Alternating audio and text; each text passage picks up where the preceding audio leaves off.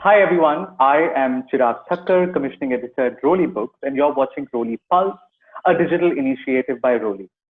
Since the lockdown began, we at Roli have been bringing you panel discussions, book talks, live sessions with your favorite writers, with people across the arts, culture, economy, publishing professionals, journalists, sports persons, among many others. Remember, you can check out all our previous sessions on YouTube, on our YouTube channel, Roli Books, on our IGTV, that is our Instagram handle, as well as on Facebook and Twitter. If you want us to put out more such content, then you can show us your love, type in your comments in the comment section below, and share this with your friends and family and peers and anyone you wish to. One of the things we at Roli have wanted to do is have a conversation across the board with our peers in publishing, encourage exchange and cross-pollination of ideas and perspectives. Every week, we will try and bring you our series, Publishing Perspectives, and you're watching currently episode 2 of Publishing Perspectives. And this conversation today is on the nuts and bolts of independent publishing. And I'm very pleased to welcome our rather star-studded cast of speakers in publishing today. We have with us Urvashi Butalia, who is co-founder of Kali for Women, which is India's first feminist publishing house set up in 1984. Urvashi is currently director at Zubaan Publishers, an imprint of Kali. She has a long history of involvement in the women's movement in India and has, over the years, worked in a range of feminist and women's issues. Her best-known publication is the award-winning oral history of the partition of India titled The Other Side of Silence. She's won several awards, including the Pandora Award for Publishing, the French Order of Arts and Letters Award, the Goethe Medal, and the Indian Padma Shri. Welcome, Urvashi. We have Michael Dwyer, who has studied African history and grew up in Nigeria and is currently publishing and managing director at Hurst Publishers. He is also a self-confessed mutton biryani connoisseur. He first joined Hurst in 1986 and became its publisher following the death of the legendary publishing figure Christopher Hurst in April 2007. Joining us also is Naveen Kishore, who is a theatre lighting designer, photographer, publisher at Seagull Books. Naveen has been the recipient of prestigious awards and titles, such as the Goethe Medal and the French Order of Arts and Letters Awards. Naveen lives and works in Calcutta. Michael, Naveen, and Urvashi are going to be in conversation with Hal Robinson, who is an independent publishing consultant with a background in illustrated books and now specializing in digital publishing. He is also involved in starting up an innovative non-fiction publishing company, planning for a launch in 2021. And perhaps he can tell us a little bit more about that in the discussion. So welcome to Roli Pulse, Urvashi, Michael, Naveen, and Hal. I do hope you enjoyed this conversation. Over to you, Hal. Well, thank you very much. It's very nice to be here and very nice to be invited. It's a nice topic because it really gets to the basics of independent publishing, which, in my view, is as fundamental to our industry. All publishers were independents first. But perhaps independent publishing has a particular set of problems in the crisis. And I wonder, I'm ever an optimist, and I wonder though if the crisis may present us with more or some opportunities, as many opportunities as it does challenges. But it's a very difficult question. And I wonder if I could perhaps start with your views, Urvashi. What is your thoughts about this? How are you faring in the lockdown? How is it working for you? Well, Hal, if you are independent and if you're small, there are independents and you can be independent and be large and fairly well resourced. The smaller ones are the ones who actually don't have a lot of money. So your entire life is made up of lurching from crisis to crisis. If it isn't a crisis of distribution, it is a crisis of something else, you're losing staff and so on and so forth. So in many ways, this is yet another of the crises that we continually face, and we will have to deal with this one as well.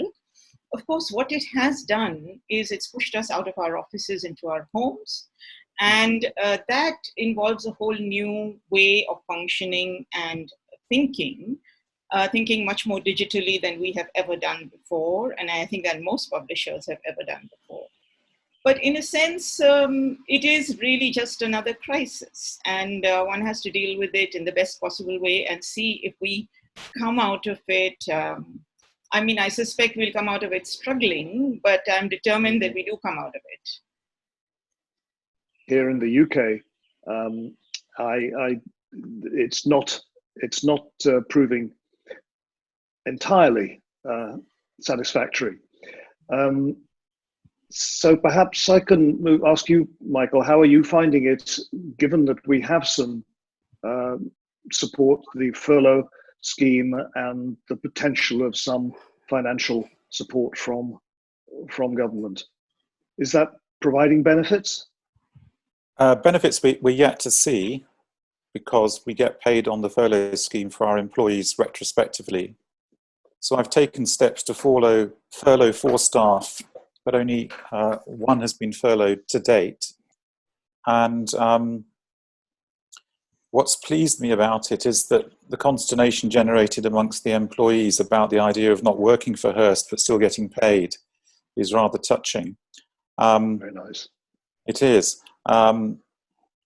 We do face a structural problem with the business, as do many of the independents of our size or slightly larger, indeed smaller. Namely that we've not had any orders from Amazon since the 6th of March. And this affected many publishers when they deprioritized books over other goods. And now I've learned that they're sort of cascading back to publishers and reordering books, but they're starting at the top and all the independents are near the bottom.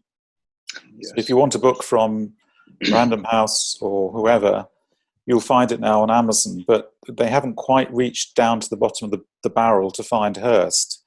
And they've been relying on third-party online booksellers to get our books out to the market.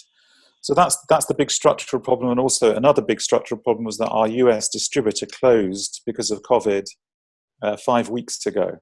So we've had no sales other than ebooks in the States for 5 weeks. The good news is that distribution center, OUP, reopened on Monday. So it's beginning to get a bit easier to figure out the impact of all this on our cash flow and our program. But we immediately took steps knowing that the tsunami was coming, and those mostly involved postponing all the non-essential books in our mind, namely those serving particular interest groups related to universities and scholars, because we knew that the universities would be hit, student numbers would crash. So what we've been focusing on is what we call our trade list, the books that get attention. And we found that those are still getting attention and still selling without access to bookshops and without access to Amazon. And the reason that's happening is that we are tapping into the independent online and terrestrial independent bookshops that have an online element.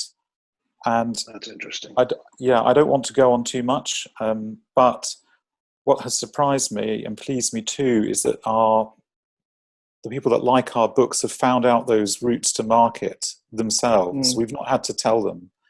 And that ultimately might be a really good thing, that there's a whole group of our buyers and regular readers who now know that they can get the books from Hurst either directly or by circumventing Amazon itself, or indeed the very big book-selling chains. So that's very good encouraging news. Indeed. Yes, and reflects other comments I've heard from other friends. But first, Naveen, how do these observations correspond with your experience recently? How are things going for you? It's kind of pretty much along similar lines, because we're based in India, but we're also selling elsewhere in the world. And so you're kind of caught between, as Urvashi said, a completely unprecedented state of affairs where nothing is functioning, right? At 4 hours notice, some of my colleagues grabbed their desktop machines and went home, because not everyone has laptops. Some of them are cut off from internet in the regions they stay, which is a train ride away. So things we take for granted elsewhere don't necessarily. My role, of course, has been one of trying to keep things together where, yes, the editors are streets ahead at getting books ready to print, and you're into seasons, but the seasons have been fractured because Chicago, our distributor, is shut. They just opened, as Michael said. They're too open on the 13th in a kind of, slow, partial manner. Servicing, I think, because bookstores in America are also shut, except for the effort of skeletal sales of in-house stock. It's not as if it's being replenished madly because the chain's gone. So when you have an article in The Guardian that talks about all these wonderful online sales, I sometimes think about the fact that it's really what exists in bookstores everywhere. And this is the case in France and Germany, where the shops are selling from the existing stocks. And in fact, strangely enough, the distributors are not able to supply them things, right? But my role is also one of sharing basically, and I'll stop after this, our truth that we have to wait for this to recede. It's never going to disappear now for the rest of our lives. So when it does move into the margins to be called out as and when somebody needs it to be called out, which will happen politically, we will have to pick up the pieces and figure out then, and as Urvashi very aptly said, and it's one more crisis. It may be a slightly more unprecedented one, and we don't know where the chips will fall. So for us to do maths and algorithms of if we get rid of 20 people or 10 people, that doesn't work. You have to do it with everybody. Yes, and the sense I've come across in many discussions is this growing awareness of community, which we somehow took for granted. I don't say in a negative way, but we have our community of suppliers, our communities of readers, the authors. It seems to me that I hear people saying everyone has become that much more conscious of this. And again, I'm not sure if that corresponds with your experience, but I'm hopeful that if it does, there may be some interesting outcomes.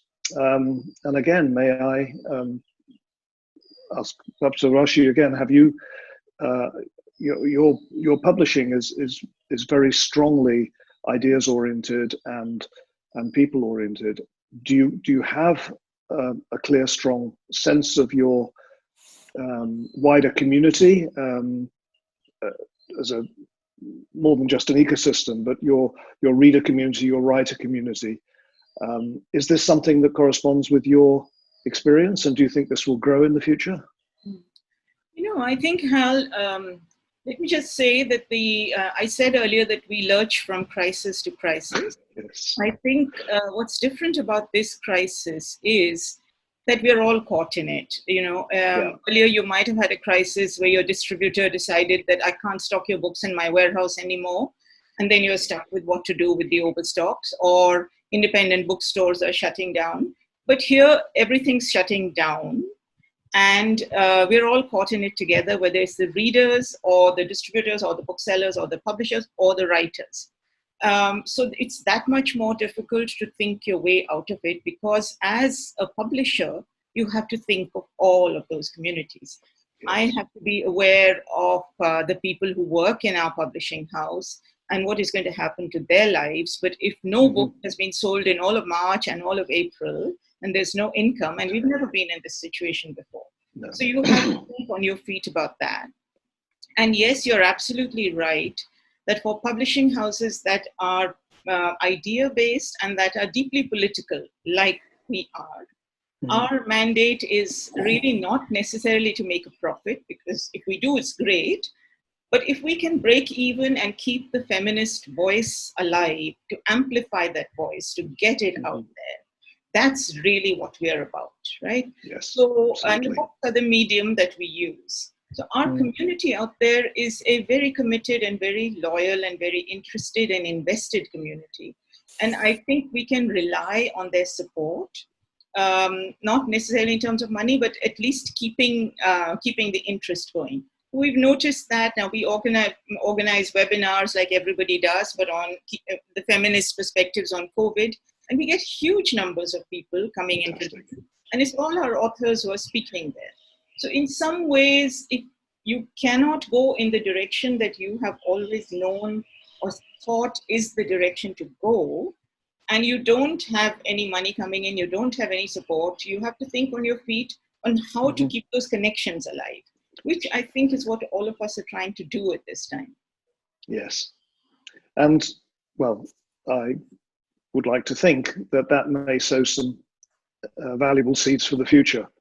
But I don't know. We will all see. It's too soon to know. Yes. I don't know if it's going to get us more sales, but I think in terms of being in touch with your community and remaining committed to them, that I think it's very important. And reinforcing the relevance and feeling that sense of support. How does this correspond with your experience, Michael? You implied that it's heartwarming when you said that your readers are finding you, which is just the way all publishers would hope it would be. Can you go further than that?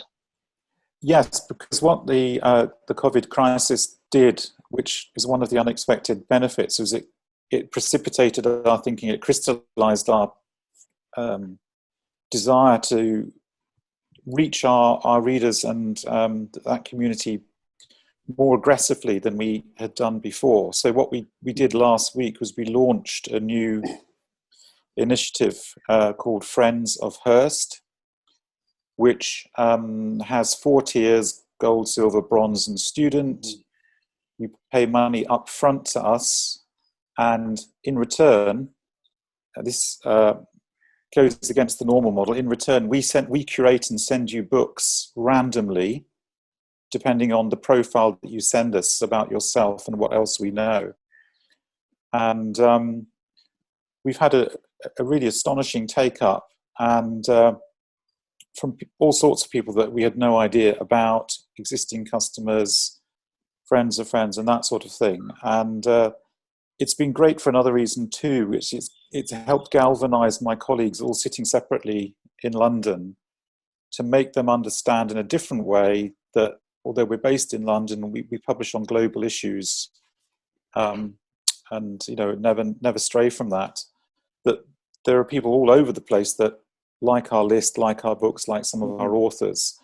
So I found it, although it was done by my colleagues, I just sort of, nudged the tiller here and there. They were very good on that it's been great for staff morale as much as building that community, and quite a lot of money has come in too.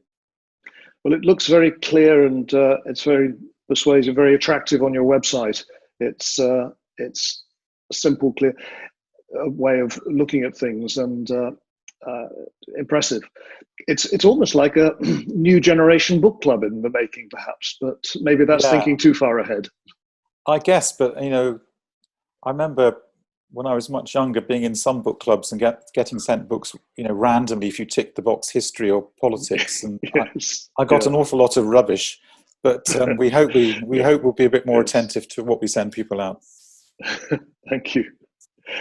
And there was a very interesting discussion in last week's Publishing Perspectives by Michael Mushabek and the way he's working on that. But perhaps, Naveen, you may have something to comment on this before I talk about Michelle.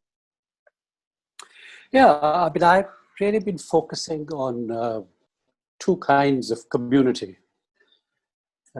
One, of course, is the community of publishers, which is people like us who all over the world are facing similar sort of issues, who have always worked together, but somehow now feel the need to work even closely together and send signals of what that closeness may be, because obviously we can't share pots of money that we don't have.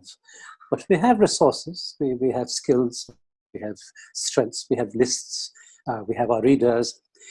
And the other thing we're focusing on is there was this urge at the start of this claustrophobic lockdown that you wanted to give something, right? Yes.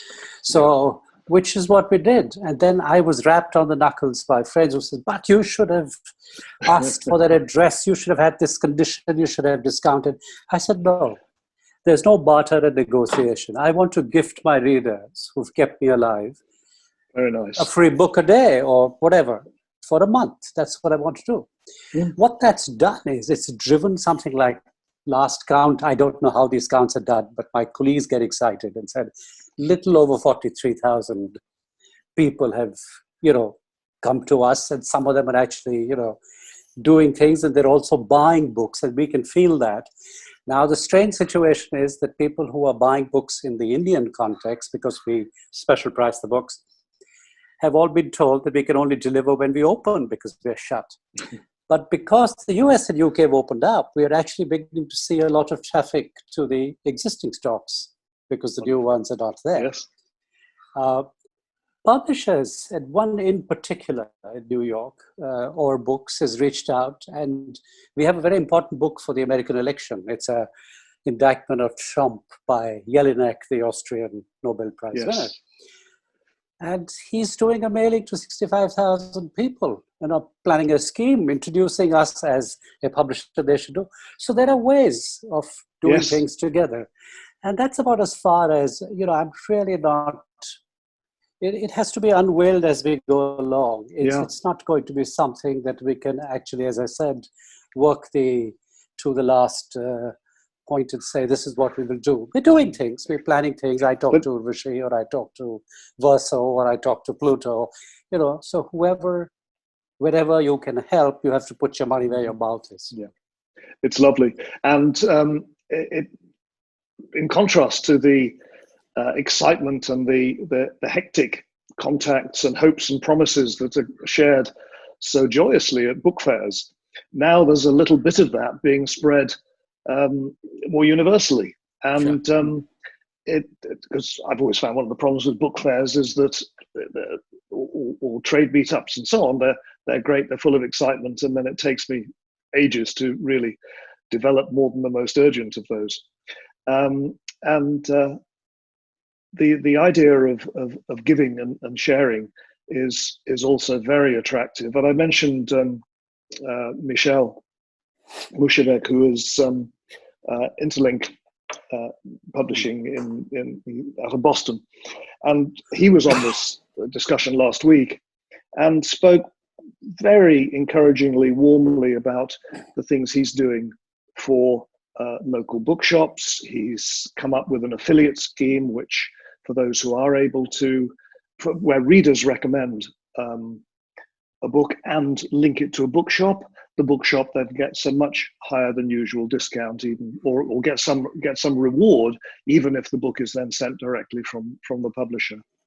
And also outreach to local charities. And this is an interesting contrast. And again, I'll welcome your thoughts, because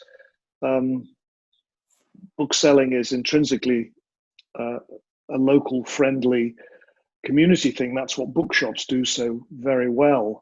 And yet now we're seeing how global it is. And we are, these talks organized so well by Roli emphasize that. But this mix of both global and local is, to me, it seems something new, and I see optimism in that. But again, perhaps Urvashi, you have some thoughts on that. It's probably close to your experience as well. Yes, it is. I mean, we're a little bit in the same boat as Naveen is, except that Naveen has a much bigger and much more international, much more sexy list. And we're also distributed by the same distributor. So we're seeing a little movement internationally now that they have opened up, especially on books which are physically already with them and which have been very well promoted by them on Instagram and other places. Where independent bookshops are concerned in India, actually, they are the only ones that have any space for small publishers like us. But right now, despite right now there's nobody's open as yet. And it's only in Kerala in India that the state government has been intelligent enough and open enough and enlightened enough to allow bookshops to open twice a week.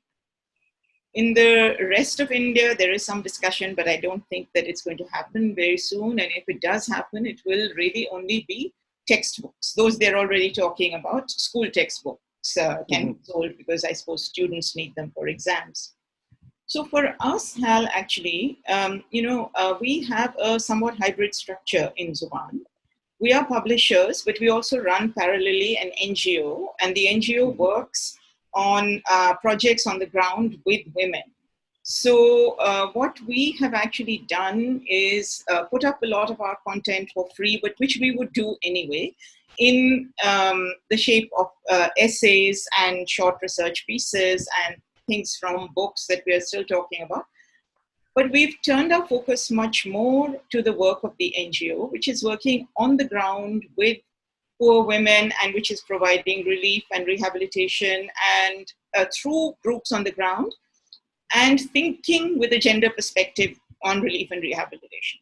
So not only food, but also sanitary napkins, let's say, looking at not only hunger, but also menstrual health. And we've been, the discussions that we are organizing focus on a lot of these things, but in a sense, they involve our authors. So they bring those two worlds together. So our energy is focused much more on that at the moment than on actually trying to find new ways of selling our books, which is also important, but which we will do in any case, but we will put a lot more thought into it. I mean, we need to think everything through very carefully. Yes. We have so few people, and the energies are, everybody's really committed and involved, like Michael's colleagues, and they're giving all of their time. But yet we're working at half strength because, for example, you can't take the finances home. That information cannot move from the finance officer's desktop to his home. So it doesn't actually function. But the editors and others are working, so we are very limited in that sense. Thank you. And Michael, are you also finding this potential to spread? Yes, as publishers, we're providing information, but we mostly do it through books historically. But are you finding other ways, such as not-for-profits or charitable works, charitable organizations? Are you finding ways to ally with them in this crisis when there's such a great need? We haven't done to date, no, and we have no immediate plans to do that. To be honest. What we are doing is profiling through a podcast series we launched what we think are the classic books that we have published in the past, because we thought also it was important not to focus so much on the front list, but upon the back list and the timeless, or in our view, timeless books that we've published.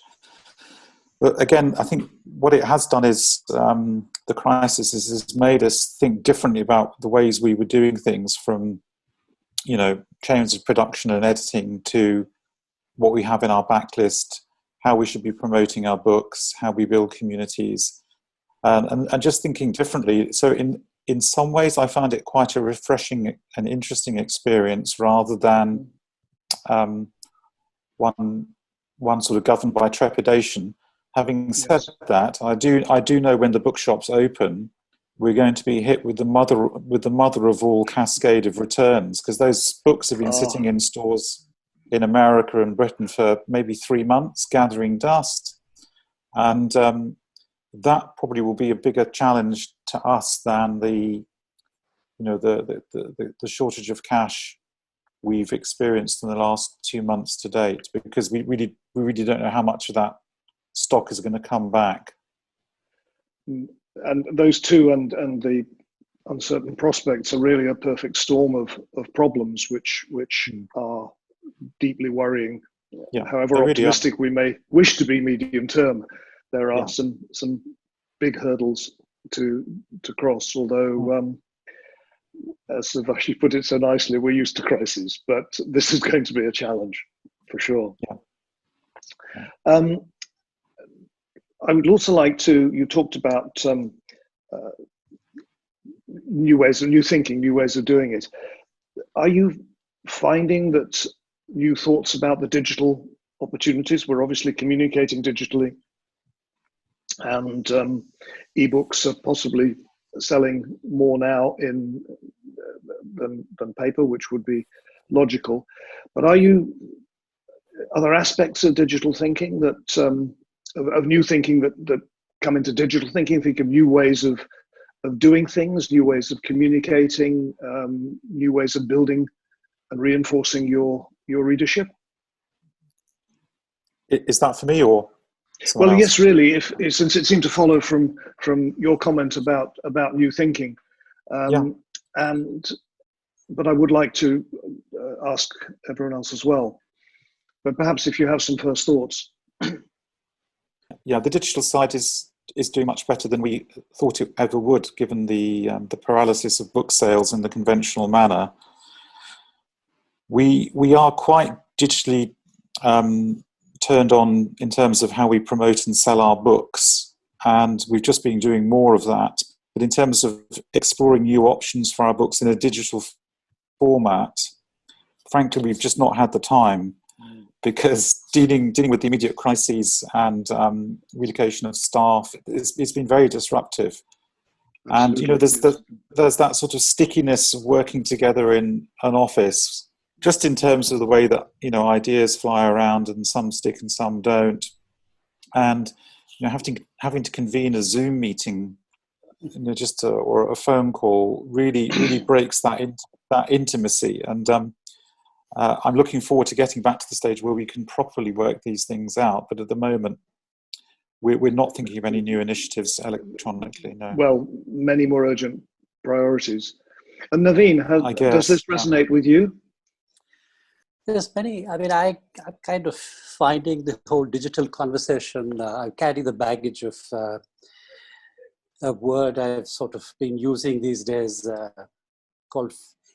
There's a kind of faddishness to this thing. Everyone's kind of jumping onto the digital bandwagon, expecting miracles and so on and so forth. The point is that we traditionally have e-rights for every single book that we buy the world rights for. So traditionally, we bring it out within 2 months, you off the actual print edition for a few dollars less. So you have a certain model which is in place. So that's carrying on. It doesn't bring in great revenues. Within the Indian context, it's pointless because most people don't have any device to be able to, so the e-book is just a notion. So when you say digital in terms of countries that have access still to skeletal staff in bookstores shipping by actually going to the post office or whatever, that's one kind of digital activity that's happening. There's digital activity happening, which was always happening, which is selling through social media, through your website. So there's once we open, we hope to do that. But where the digital for me is becoming useful personally is the so-called non-profit side, which is we run a school for publishing. We have a whole History for Peace event and a whole Peaceworks project.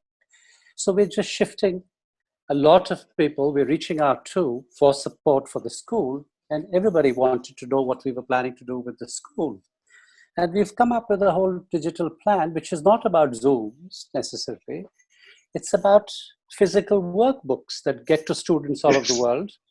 And then interactive exercises, which also happen. So it could be Hal doing a masterclass like he's doing now with a bunch of students in real time, and who have books that have augmented reality, so they can download software and actually see a walkthrough of a printing press. So things like that. So you're working towards a lot of that kind of thinking. And as Michael said, we're in the eye of this whole storm, where there is a certain enforced calm, which is not even helping me read enough. I was reading much more than I was doing. So there's a kind of anxiety, but there's also a kind of calm. And so, you're replenishing, but you're also losing some of that very quickly. Yeah. So it's like exercising without physically moving around enough. Yes. So we'll see. I'd rather wait for this. Oh, it's certainly too soon. But the notion of a hybrid of, and your example of the school and the education, and regardless of even just conventional printed workbooks and online courses and or just masterclasses and so on, is something that I've seen even before this crisis. Sure. Yeah. Gives digital another dimension, and Urvashi, I imagine that this is relevant to you and your NGO, although perhaps the availability of the digital is more of a challenge. It is a bit more of a challenge, but actually, what's interesting is, and Hal, I would really like to hear from you as well about your work, but very quickly, I think what we are being forced to think of is the sort of things that the physical did not allow us to do, which the digital offers us. And I want to mention 2 or 3 things that we are doing, which earlier, were ideas we had in our head, but they were impossible to work out. We're able to connect with our authors across India very quickly. So I can bring in an author from Chennai in real time to speak about something to either my colleagues or a class I'm teaching or whatever. We can bring in somebody from Chennai, somebody from New York together at the same time if time zones match. So we are much more in touch with our authors. Then, for example, we work a great deal in the northeastern states in India, and we publish a lot on there. And we had wanted very much to do a photography book, which is an impossibility unless we have funding for it.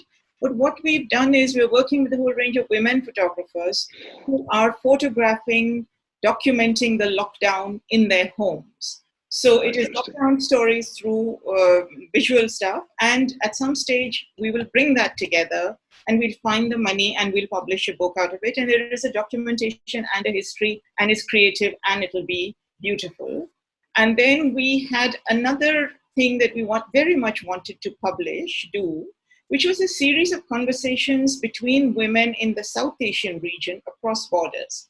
In our heads, this initiative is called Cross-Border Conversations, where feminists come together to talk about all kinds of cross-border issues and have conversations about, say, the nuclear sort of race between India and Pakistan, or the borders between Bangladesh and India, or the conflict in Sri Lanka and what happened to women there, all sorts of things. And we wanted to turn these into small books. Now we can conduct those conversations. Physically, we were not allowed to have them because we couldn't travel to each other's countries. And eventually they will lead to books. So in a sense, it's pushing us into thinking creatively on how to use the digital. Ebooks, as Naveen said, they happen automatically.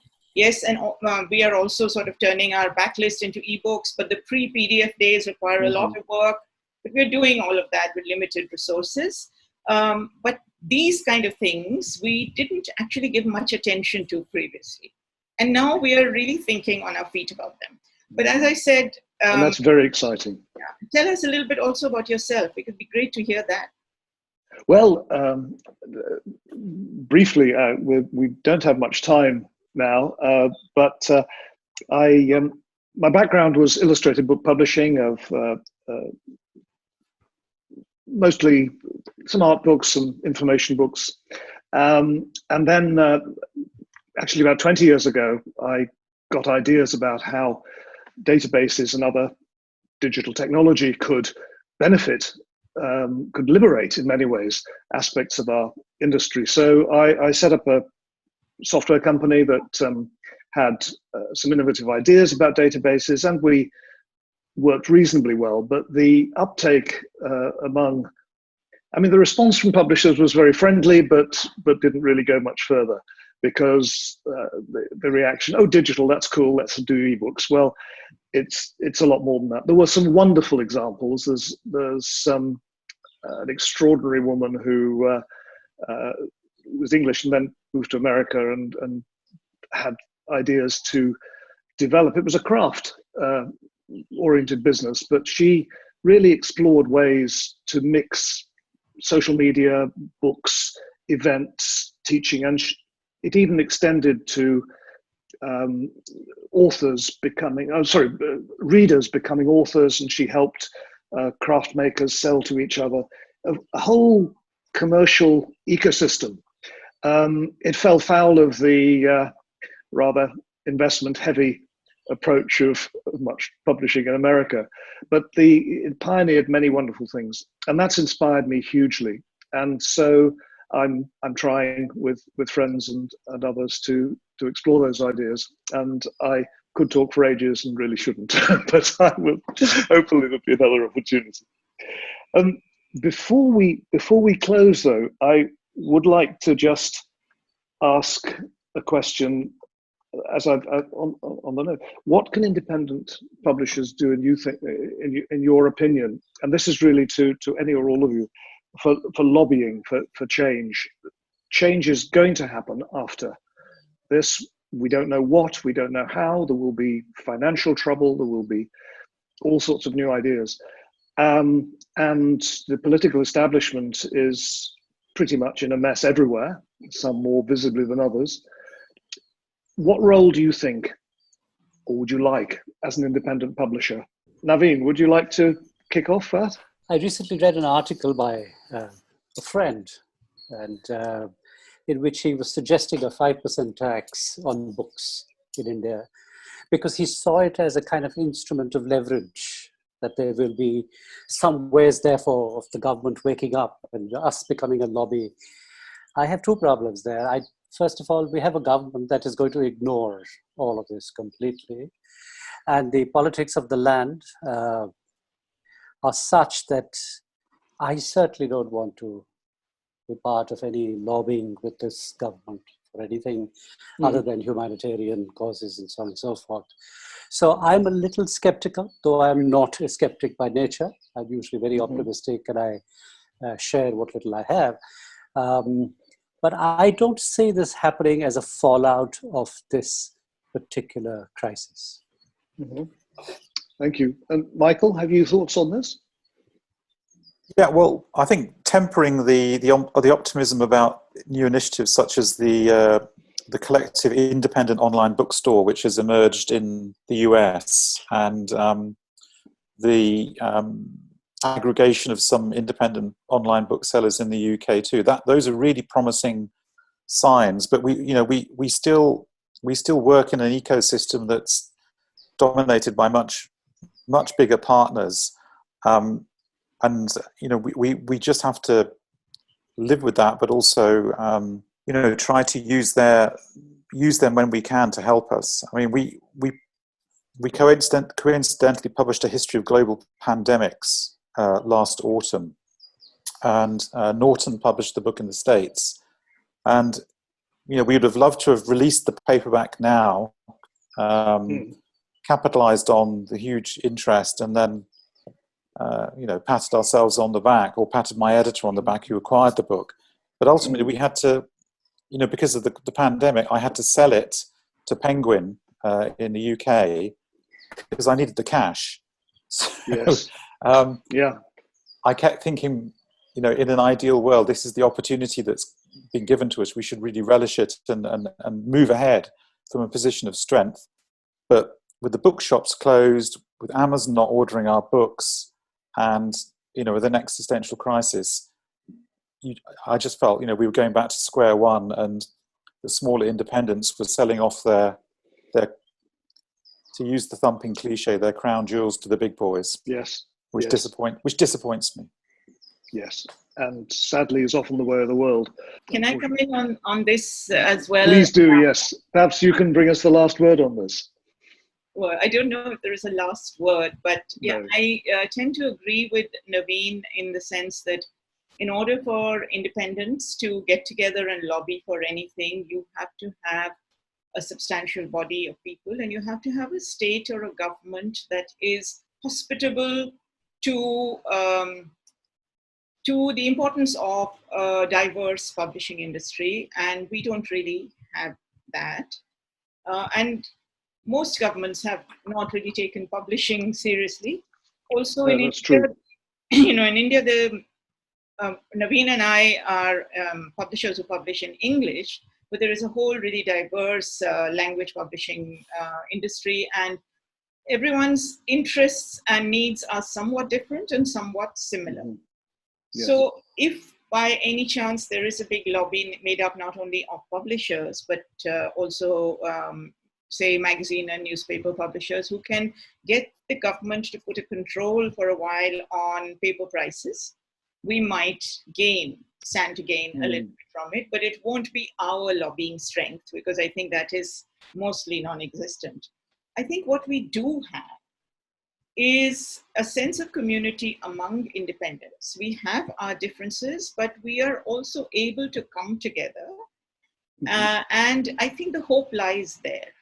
Yes. We can't lobby, but maybe groups of us can get together and collectively attend book fairs and sell each other's books and help out, use our different networks to publicize things. Maybe that is the way to go. And to me, that's really where the hope lies, if we have to go ahead from here. Just to say that we're in touch with other publishers initially in the UK precisely about what Urvashi was saying about shared promotional and marketing and distribution activities on the back of COVID. So more things to talk about and work out. Yes. So hope we may look for, but when we're over the next step or two. Well, I think that runs to our limit on time. Thank you very much for joining Roli in this discussion, and thank you, Roli, enormously for arranging it. You can follow Roli Books on Facebook, Twitter, and Instagram for updates on other exciting activities from Roli Pulse. And stay well and #BelieveInBooks. Thank you all very much. Thank you, Hal. Thank you. Thank you very much, Hal. Thank you, Hal.